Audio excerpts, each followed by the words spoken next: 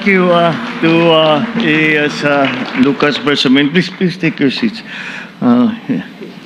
Alam ko nakabarong tayo pero hindi tayo masyadong formal dito. Kaya sinuot ko yung aking uniforme para ipagmalaki. Ito yung binigay ninyo sa akin nung nag-send off ako sa inyo. And wow, I never thought how proud I would be to wear it again. Because of the brilliant performance of our athletes. Let me greet the Philippine Olympic Committee President, Abraham Tolentino, PSC Chairman, Richard Bachman, our supporters and friends, so we could not do without in the private sector, fellow workers in government, of course, the First Lady Luis Araneta Marcos,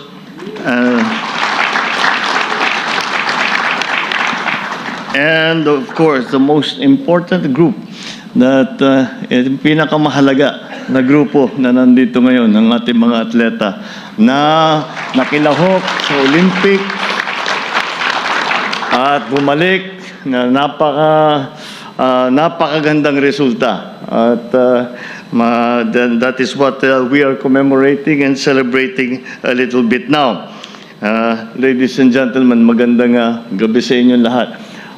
Unang-una sa lahat, sa ating mga atleta, sa inyong mga pamilya, welcome sa Palasyo. And the honor is mine, the honor is ours to be able to welcome you, such achievers who have kumbaga sa pinapaganda ninyo at pinapatingkad ninyo ang pangalan ng Pilipino. At kaya naman, kami naman nagpapasalamat sa inyong lahat.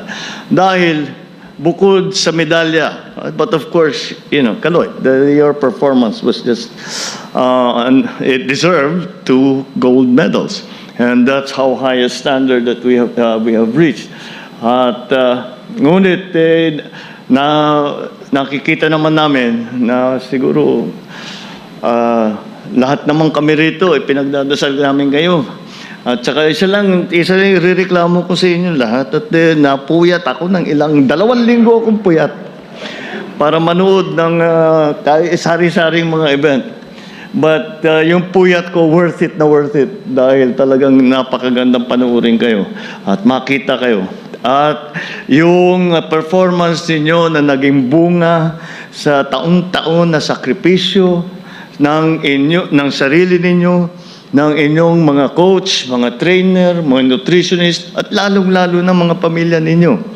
At alam naman natin, walang mananalo na atleta na hindi suportado ng katakot-takot na karaming tao na walang iniisip kung paano kayo tulungan para maging successful. And ito yung ating kinikilala ngayon. At napakahalaga. At ngayon, it is now in the international stage. And so, we can see that ulit, ang sikat na naman ng Pilipinas. Pinapasikat ninyo ang Pilipinas sa buong mundo. Alam ko na iniisip ninyo, gymnastics, boxing, di ba, sa pole vault, yan yung iniisip lang ninyo yung event ninyo. Pero yung performance ninyo, may malaking kahulugan yan. It means a lot. May malaking kahulugan yan para sa amin dito na nanonood sa inyo, na sumisigaw at nagsusuporta sa inyo.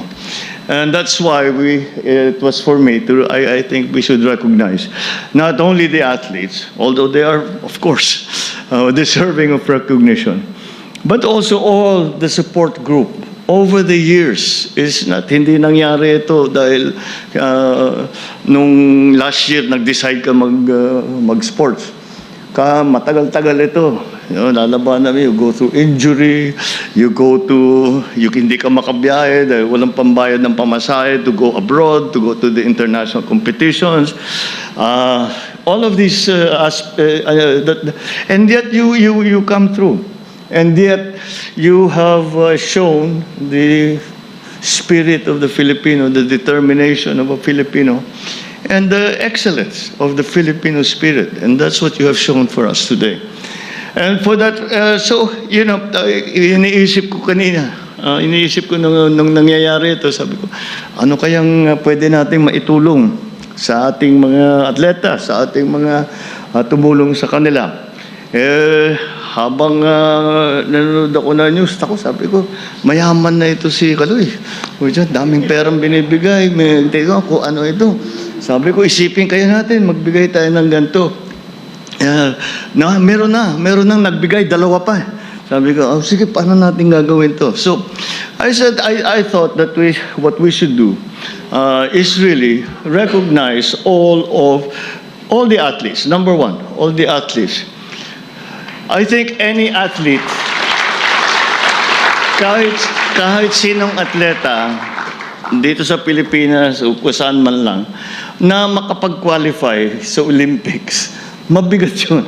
That is an extremely difficult achievement to have managed.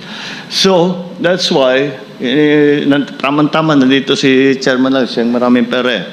So, lahat naman ng atleta natin, bigyan na natin basta nag-Olympian. Bigyan natin tigi 1 milyon. Di ba?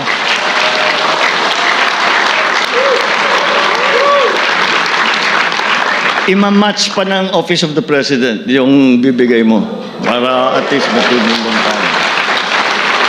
Bukod pa ron, dahil sa ating pangingilala sa mga lahat ng tumulong, the coaching staff, bibigyan din natin ng kalahating milyon para sa amin.